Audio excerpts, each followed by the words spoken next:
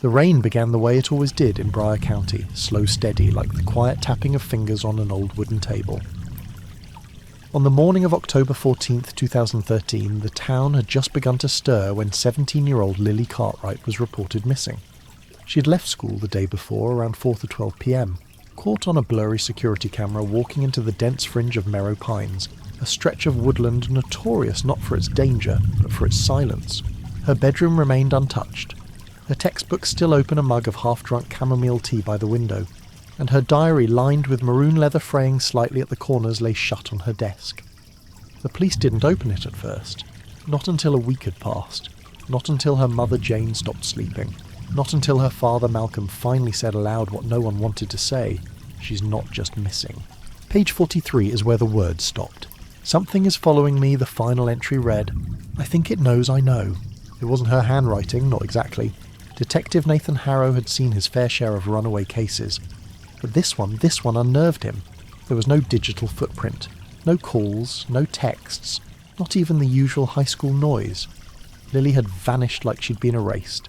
Her best friend Ella DeWitt sat across from him at the station, fidgeting with the sleeves of her uniform. She was scared, Ella whispered, not quite making eye contact. Not of a person exactly. She said she felt like something was watching her. Did she say who Harrow asked? Ella hesitated. No.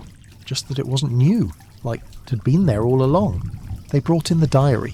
The first 42 pages painted the picture of a quiet, sharp-witted girl who kept to herself. She wrote about school nature walks, her strained relationship with her father, who she only called M. But after page 38, something shifted. There were sudden jumps in tone, paranoia bleeding into the margins. Pages 41 and 42 were scribbled in jagged lines, phrases repeated like chants. The Pines hear everything. I saw the yellow house again. She told me not to look into the cellar. By the time they reached page 43, the writing sloped downward. The ink blotted, and that final sentence, I think it knows I know, seemed to have been carved, not written. The pen had torn through the page.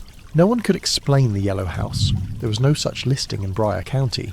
No house matching that description in any municipal records. Until the satellite images came in.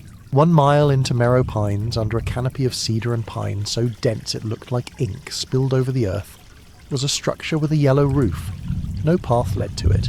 No one remembered it being there. 2 weeks after Lily vanished, volunteers combed Merrow Pines for the 3rd time.